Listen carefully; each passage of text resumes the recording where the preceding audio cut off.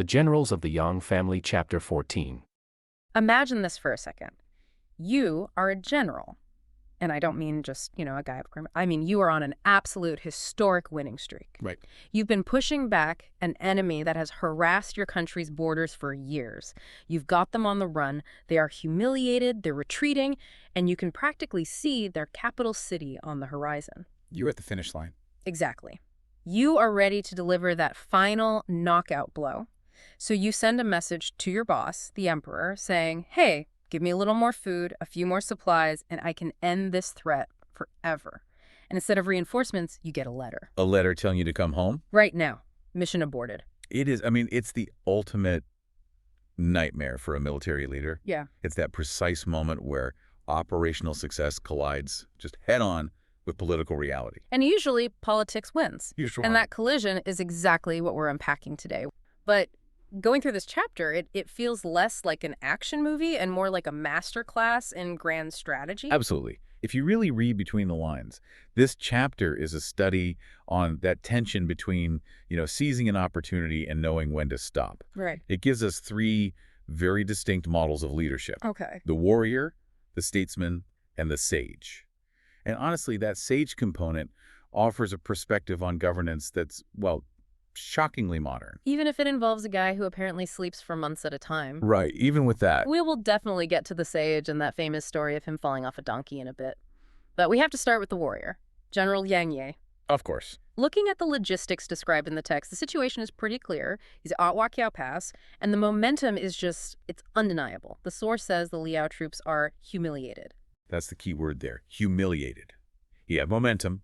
Yang Ye is looking at the tactical map. He sees an enemy that is demoralized, disorganized. So he sends a messenger back to the capital. Caillou, right? And it's not just to brag about the wins. He's making a very specific request. He needs supplies. He wants to push forward and take the whole region of Yangyu. which is a massive prize. This isn't just some border skirmish. No. He's talking about reclaiming significant territory, a real buffer zone. And initially, Emperor Taizong is completely on board.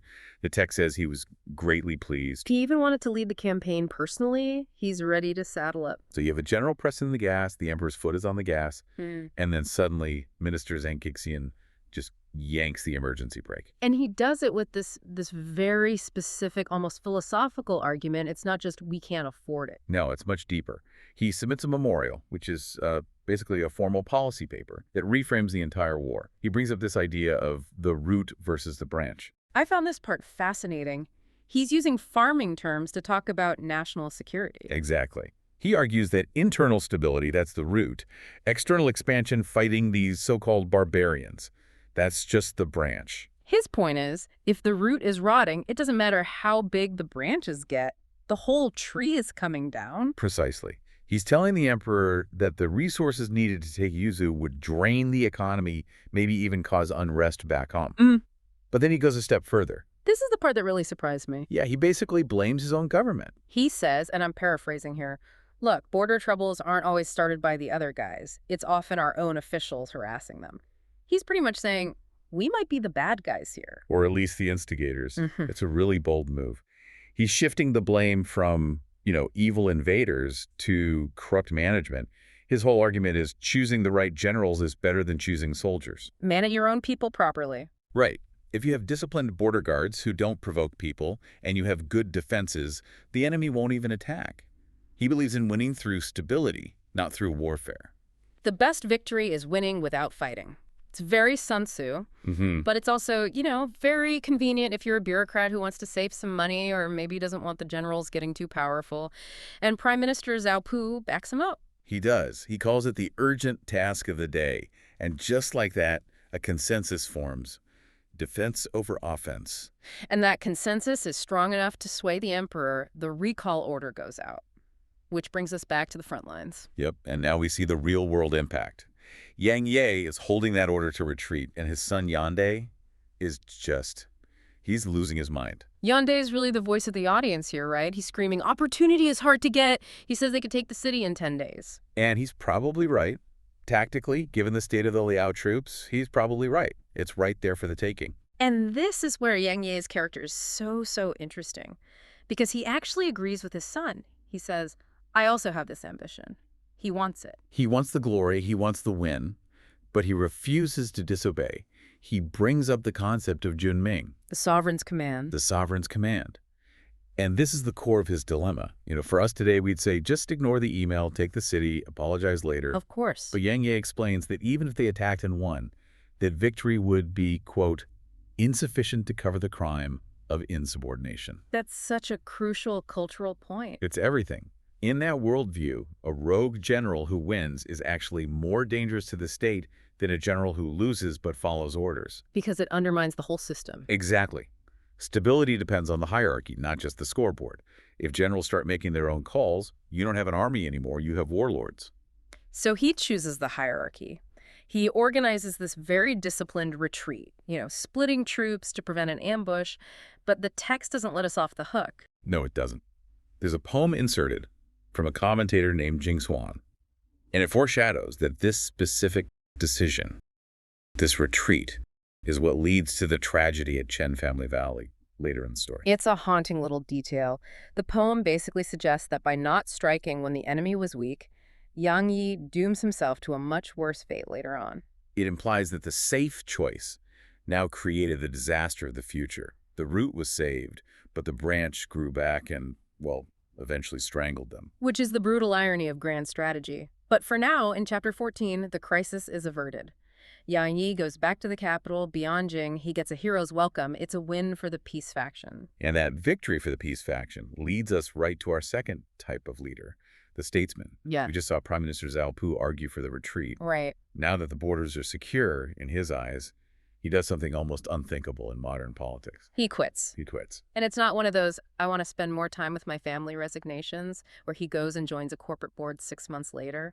Not at all. He goes to the emperor and describes himself as old and rotten. He says his body is withered. It is incredibly self-deprecating. Can you imagine a prime minister today submitting a letter saying, I am literally decaying? It's dramatic, but it's also a kind of ritual. It's a performance of humility.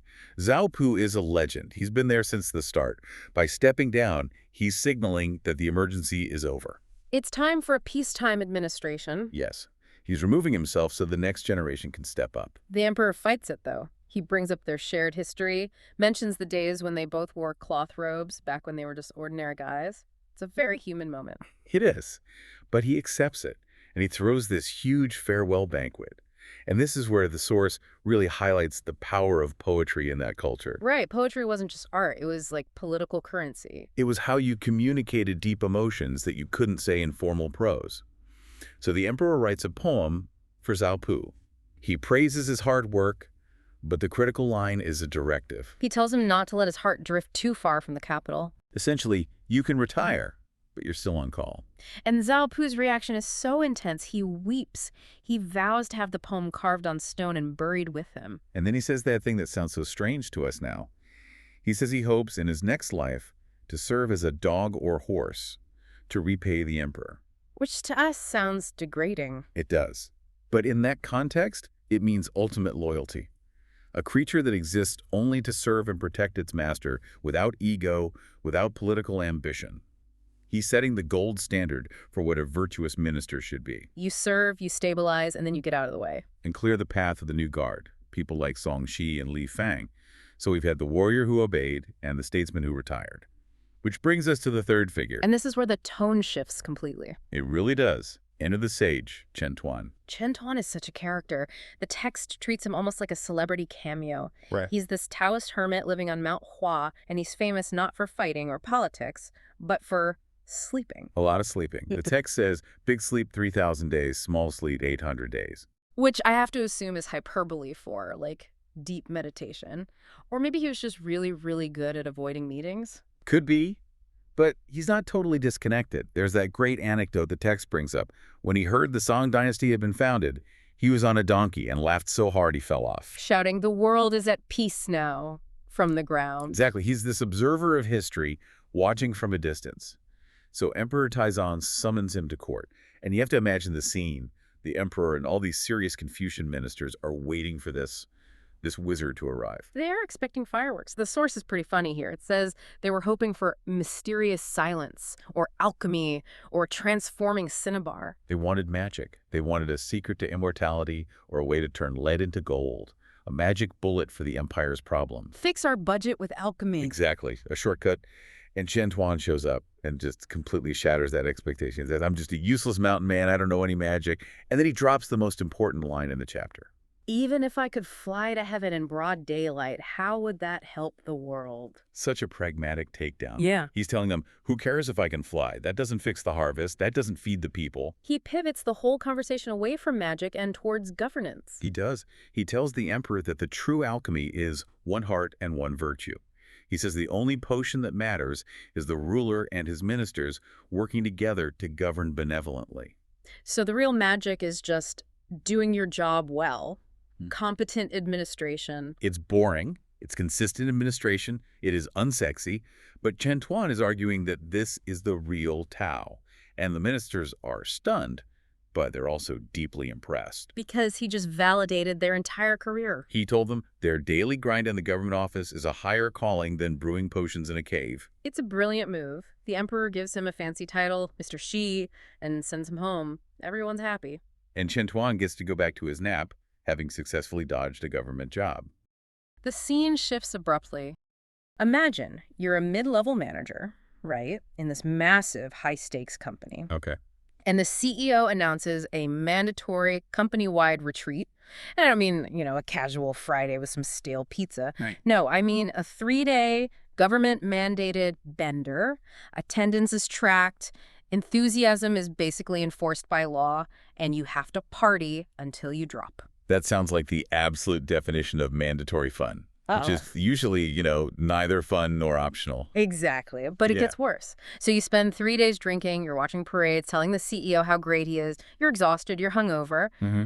And then right at the end, the CEO drags everyone out back, hands you a weapon and says, okay, hit this target at 100 paces. If you hit it, you get a bonus. If you miss, you're fired. Wow. And we're shipping you to a branch office in the middle of nowhere. That is a harsh performance review. That is the scenario we're unpacking today.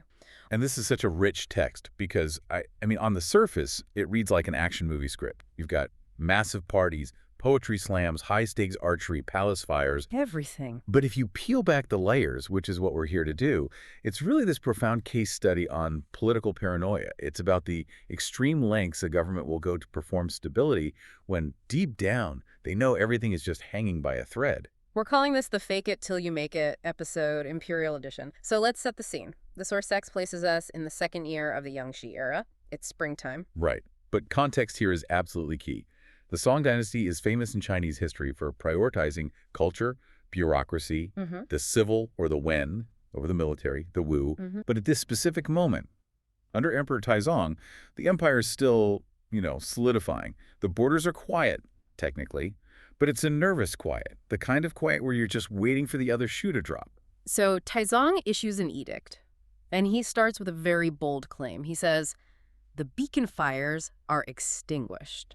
Okay, let's pause on beacon fires for a second.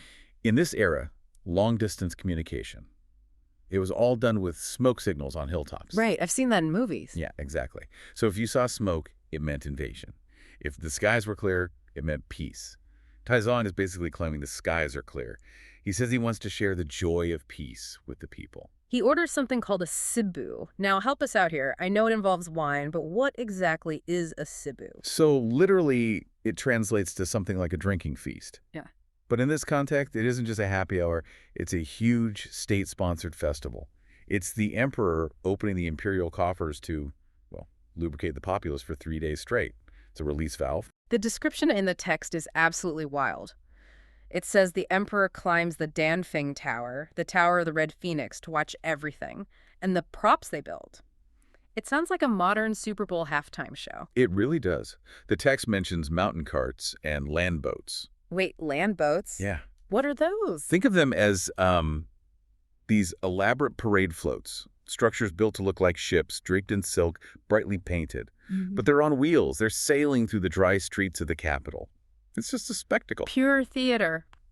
It says musicians were lining the roads all the way from the Imperial Garden to the army camps. Music played in unison. The spectators were rich and noble. It sounds so idyllic. It sounds expensive.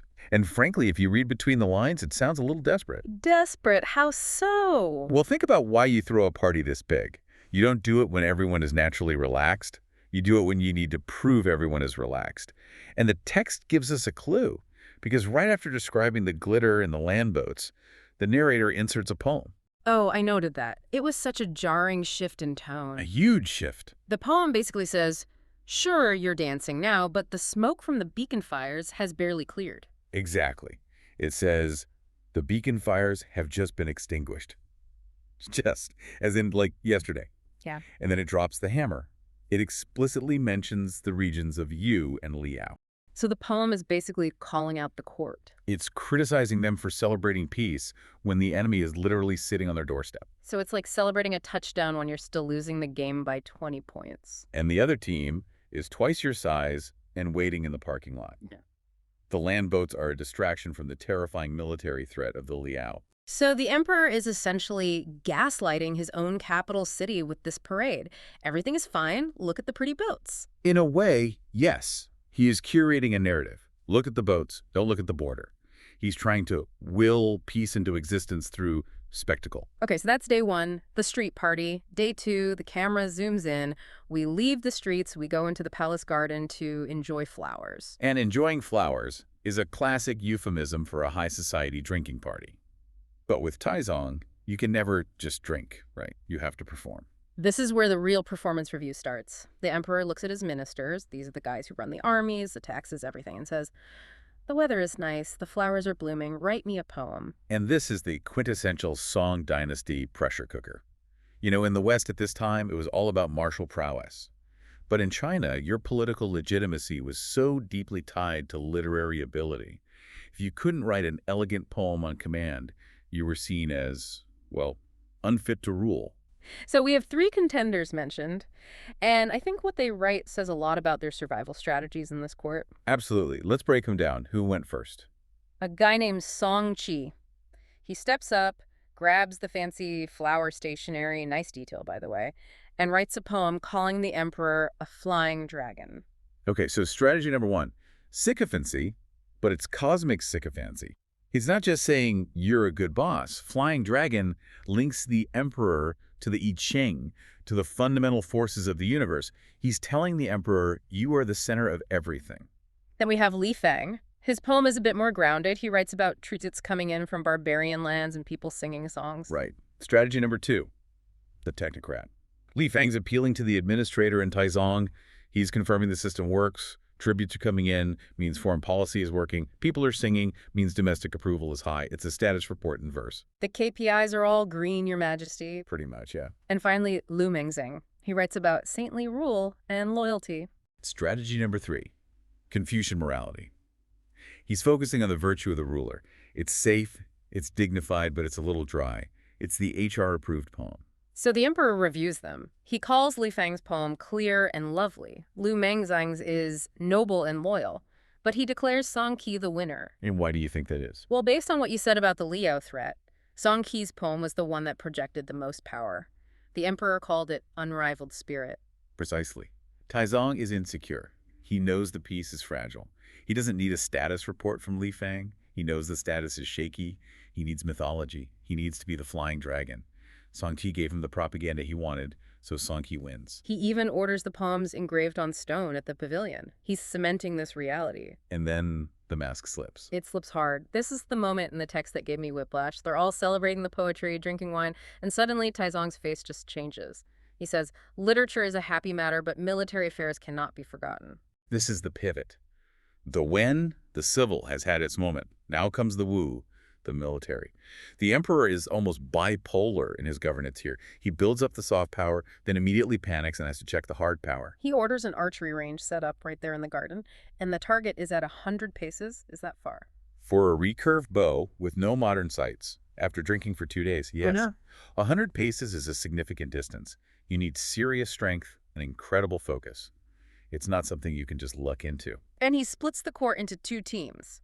The red robes, the princes, and the green robes, the generals. The color coding is a nice touch, isn't it? Hmm. It visually separates the bloodline from the military staff, Yeah. pits the family against the employees. And here are the stakes. The emperor says, if you hit the red heart, you get a horse and a brocade robe. Great prizes. But If you miss, you descend to a remote post. he is threatening to exile them on the spot for missing a target in a garden game. This is the stress test. I mean, imagine the psychological terror. You're a minister or a prince, you've spent your whole life climbing the ladder, and now your entire career hinges on one arrow. Why do this? Is he just a sadist? Or just drunk? I don't think it's just sadism. It's a loyalty test and a readiness drill.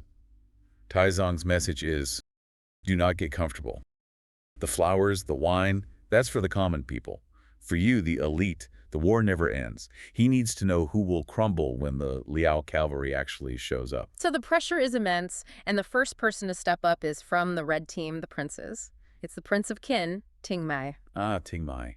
He's a fascinating figure. The emperor's brother, or close relative. There's always this tension around him with the succession. So when he steps up, he isn't just shooting for a robe, he's shooting for his political life. And the text says he rides out, pulls the bow, and snap, hits the red heart, piercing a willow leaf. The relief in that garden must have been palpable. He proved he's still a warrior, still useful. So then the green team has to answer. General Cao Bin steps up. Now, Cao Bin is a big deal. He's the general of this era, the grand strategist. If he misses, it signals that the entire army is weak. But he doesn't miss. Hits the bullseye dead on. The crowd cheers. The emperor is thrilled. He hands out the horses and robes. So it's a successful simulation. The royals are strong. The generals are strong. The performance of the state is complete. Taizong can sleep easy tonight. And the sun sets. The contest is over. The winners are riding out of the garden with their prizes, music playing. Feels like the story should end here, right? A successful company retreat. But it doesn't. And this is where the text takes a turn into, like, Greek tragedy territory. Because while everyone was looking at the winners, we forgot to ask a very important question. Who wasn't invited? Right. We're introduced to a character we haven't seen yet, Prince Yuanzhou. Yuanzhou, the emperor's eldest son. The text gives us a quick profile. He's intelligent. He looks exactly like the emperor, which I assume is a big deal, and he's the emperor's favorite. Looking like the emperor is a huge deal in dynastic politics. It implies a kind of biological destiny to rule. And being the eldest son, I mean, he should be the star of this show. He should be leading the red team. But there's a complication. The source says he had suffered from a madness, a mental illness, but had recently recovered. But because he had been sick, the emperor left him off the guest list. It's a protective measure, ostensibly. Rest at home, son. This party is too loud for you. The stress might trigger a relapse. But Yuanzhou doesn't see it that way at all. No. Put yourself in his shoes. You're the heir apparent. You hear the music. You see the lanterns. You know the entire court is there. Your uncles, the generals, everyone. And you were sitting alone in the dark. And the inciting incident happens at twilight. Yuanzhou hears a procession passing his gate. He asks his servants, "What's all that noise?" And the servants, who clearly lack any diplomatic training, just tell him the truth. They say, "Oh, that's your uncle, the Prince of Qin. He just won an archery contest, and he's parading home with his prize." And that just breaks him. The text quotes him crying out, "Others attend the feast. I alone am not there. They have discarded me." Discarded.